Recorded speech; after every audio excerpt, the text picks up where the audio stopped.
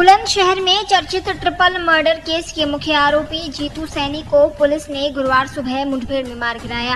Police के मुताबिक खुर्जा थाना क्षेत्र में सुबह करीब 5 बजे स्कूटी सवार 2 संदिग्धों को रोकने का प्रयास किया गया, लेकिन उन्होंने फायरिंग शुरू कर दी।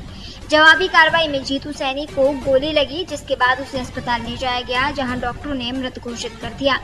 पुलिस ने जीतू सैनी पर 50,000 रुपए का इनाम घोषित किया था। वो 25 अप्रैल को हुए ट्रिपल मर्डर के बाद से फरार चल रहा था। इस घटना में बीजेपी सभासद संजय सिंह के भाई मनीष, भतीजे आकाश और चचेरे भाई अमरदीप की गोली मारकर हत्या कर दी गई थी। पुलिस के अनुसार 25 अप्रैल की रात आरजीएस फिटनेस जिम में जीतू सैनी की बर्थडे पार्टी चल रही थी। इसी दौरान उसके दोस्त अमरदीप ने मजाक में उसके चेहरे पर केक लगा दिया, जिससे वो नाराज हो गया और गुस्से में उसने फायरिंग कर दी। इस हमले में 3 लोगों की मौके पर ही मौत हो गई। मंडलायुक्त की तरफ से डीएम बुलंदशहर की अध्यक्षता में 3 सदस्यीय टीम इस पूरे एनकाउंटर की मजिस्ट्रेट जांच कर रही है।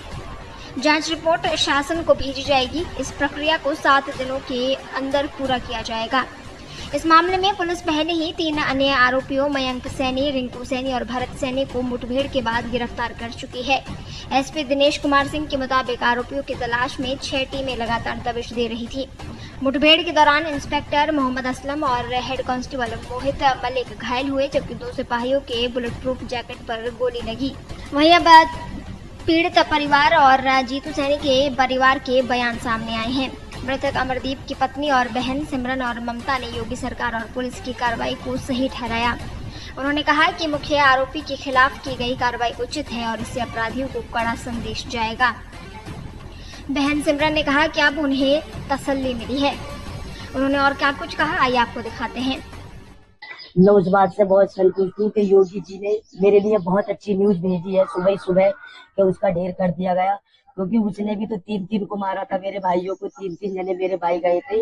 मैं योगी जी से एक बात की और मांग करती हूँ कि इनके जो अवैध फैक्ट्रियां, बिजनेस चल रहे हैं, कारोबार हैं, उन पे योगी जी मेरी बात सुन रहे हो, मुझे न्याय दिया जाए। जैसे मेरे लिए ये खुशी भेजी है योगी जी ने, वो मुठभेड़ में जीतू मारा गया, तो इसीलिए मैं हाथ जोड़ के योगी जी से दरखास्त करती हूँ कि इनके जो अवैध फैक्ट्रियां चल रही हैं, इन पे बिल्डोजर और चलवा दी जाए, इनका कारोबार आगे को सब नष्ट हो जाए, जिससे कि मुझे और शांति मिले।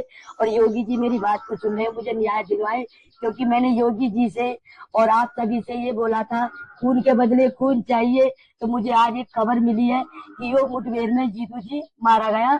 जीतू को जैसे मारा है और जो लोग हैं उन्हें फांसी की सजा जरूर सुनाए। वहीं पीड़ित परिजनों ने ये भी मांग की कि इस जघन्य अपराध में शामिल अन्य आरोपियों की संपत्तियों पर बुलडोजर कार्रवाई की जाए। परिजनों का कहना है कि सिर्फ गिरफ्तारी या एनकाउंटर ही नहीं, बल्कि आर्थिक और सामाजिक स्तर पर भी आरोपियों के खिलाफ सख्त कार्रवाई जरूरी है। उनका मानना है कि इस तरह के कदम भविष्य में अपराध पर लगाम लगाने में मदद करेंगे। वहीं मृतक जीतू सैनी के परिजनों ने पुलिस कार्रवाई पर असंतोष जताया है। उनका कहना है कि मुख्य आरोपी के एनकाउंटर से पूरे मामले की सच्चाई सामने नहीं आ पाई। जीतू को एक मौका देना चाहिए था।